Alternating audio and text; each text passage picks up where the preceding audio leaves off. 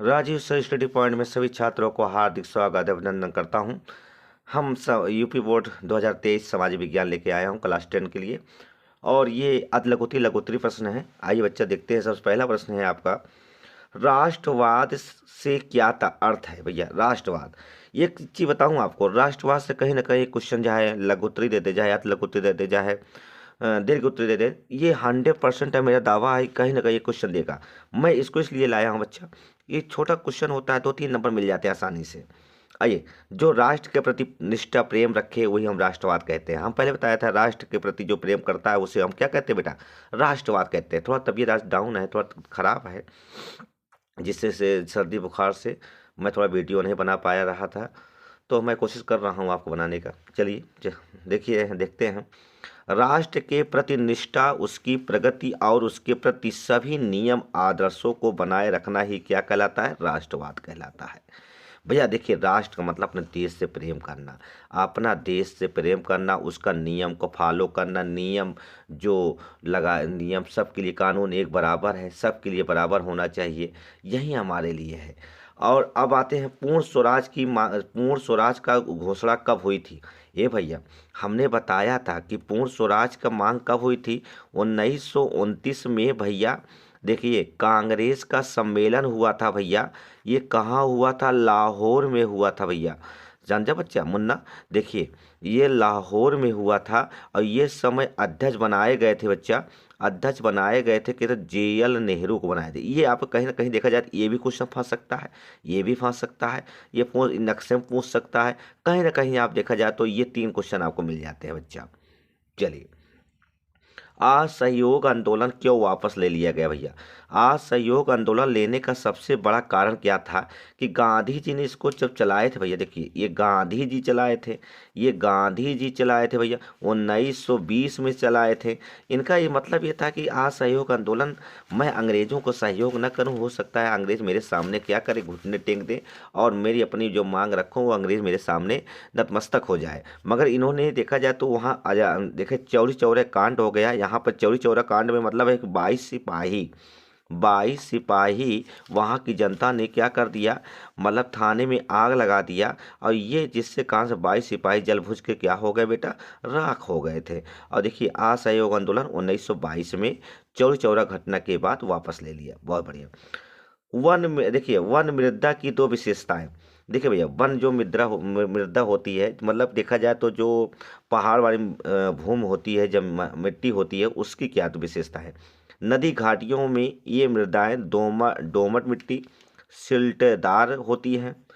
और इनकी ऊपरी ढालों पर इनका गठन मोटे कणों का होता है। भाई देखिए, जो पहाड़ों की मिट्टी होती है सीढ़ीदार होती है, मैंने बताया था सीढ़ीदार, मतलब यहाँ पानी डालेंगे नीचे तक पहुँच जाता है। तो ये कहीं ना कहीं इसकी इसकी विशेषता होती है बच्चा। आइए, आयात शुल्क से क्या तात्पर्य है। आयात, देखिए भाई, आयात माने आता है, जैसे किसी देश दूसरे देश से आना है उसे हम क्या कहते हैं, आयात शुल्क कहते हैं। और निर्यात शुल्क उसे कहा जाता है, जैसे हमारे देश से कहीं मतलब दूसरे देश में जाना उसे हम क्या कहते हैं, निर्यात शुल्क। तो देखिए, किसी दूसरे देश से आने वाली चीज़ों पर जो वसूला जाता है, वसूल किया जाता है, जैसे मतलब टैक्स हुआ, कर हुआ, यही सब लेना वसूल किया जाता है, उसे हम क्या कहते हैं, आयात शुल्क कहते हैं। भैया, आने के में जैसे आप हमारे यहाँ बेचने आ रहे हैं तो उसको आप पहले टैक्स दीजिए तब आप बेचिए भाई कोई सामान, ये होता है। भारत में चीता लुप्त होने की किस वर्ष की गई थी भैया। ये क्वेश्चन बहुत अच्छा है, चीता वाला कहीं हो सकता है एडजेक्टिव दे दे, कहीं भी दे दे, तो कहीं ना कहीं 1952 में। आइए, भैरव देव ढाक सेंचुरी कहाँ स्थित है। ये थोड़ा सा नया क्वेश्चन भी है बच्चा। भैरव देव ढाक सेंचुरी कहाँ पर स्थित है, तो ये बहुत क्वेश्चन अच्छा है। तो राजस्थान अलवर जिले में है। कृषि की 2 विशेषताएं बताइए। कृषि की 2 विशेषताएं क्या है बेटा, अधिक उत्पादन के लिए अधिक मात्रा में रासायनिक खाद सिंचाई का प्रयोग किया जाता है भैया। खेती के लिए भैया क्या चाहिए, पानी चाहिए, खाद चाहिए, और क्या चाहिए भैया, बीज चाहिए। बीज तो 100% क्या हो जाएगा, कृषि अच्छी होगी। क्यों भैया, कृषि क्या हो जाएगी, अच्छी हो जाएगी। और देखिए, भूमि का दूसरा है, भूमि का आकार छोटा होने के कारण भूमि कई कई फसलें उगाई जाती है भैया। अब जमीन देखिए, जनसंख्या हमारे देश में क्या हो रही है, बढ़ रही है, और जिससे कारण से क्या हो रही है, जमीनें कम हो रही हैं। अब भूमि का आकार छोटा हो जा रहा है, खाने वाली संख्या बढ़ रही है, तो एक ही खेती में कई चीज़ें बो देते हैं। जैसे मतलब देखा जाए, आलू के साथ मटर बो देते हैं, सरसों बो देते हैं, एक साथ 3 फसलें हो जाती हैं, उसी को हम कहते हैं बेटा, समझे नहीं, ये कहीं ना कहीं कृषि की मतलब विशेषताएं में। कोडरमा, कोडरमा किस राज्य में स्थित है, यह किस खनिज से संबंधित है। भैया देखिए, कोडरमा देखिए झारखंड में स्थित है। ये कोडरमा बहुत मशहूर है आभरक आभरक उत्पादन के लिए। आभरक उत्पादन के लिए उत्पादन मतलब प्रथम स्थान है, देखा जाए तो झारखंड है। तो झारखंड आभरक के लिए उत्पादन के लिए सबसे मशहूर है। वैध सरकार से आप क्या समझते हैं? वह सरकार जो जनता द्वारा चुनी जाती है, उसे हम क्या कहते हैं? वैध सरकार। ये भैया जनता चुनाव की है 5 वर्ष के लिए, उसे कहते हैं भैया ये जनता द्वारा चुनी गई 5 वर्ष के लिए सरकार बनाई गई है, उसी को हम वैध सरकार कहते हैं। आइए, गठबंधन सरकार से क्या तात्पर्य है? एक से देखिए ज़्यादा राजनीतिक पार्टियां एक साथ मिलकर, है भैया, जैसे देखा जाए कांग्रेस वाले मिल जाएं और सपा वाले मिल जाएं, बहुजन वाले मिल जाएं, मतलब एक से ज़्यादा कई मतलब साथ मिलकर सरकार बनाए, उसे हम क्या कहते हैं? गठबंधन सरकार कहते हैं। क्या कहते हैं बेटा? गठबंधन सरकार कहते हैं।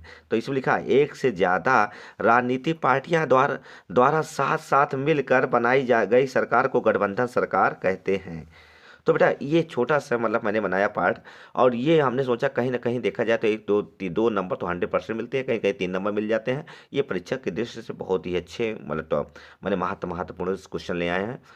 तो अगर मेरा वीडियो अच्छा लगे तो लाइक और सब्सक्राइब कर दीजिए, कमेंट करिए। और इसके बाद हम एक अगला ये वीडियो लाने जा रहे हैं, दीर्घ उत्तरी प्रश्न जो रहेगा, ये सब मैं जो लाऊंगा वो कहीं ना कहीं देखा जाए तो लगभग 101%, 100% मतलब चांस है कि वहीं आएगा। बहुत बहुत धन्यवाद प्यारे बच्चों।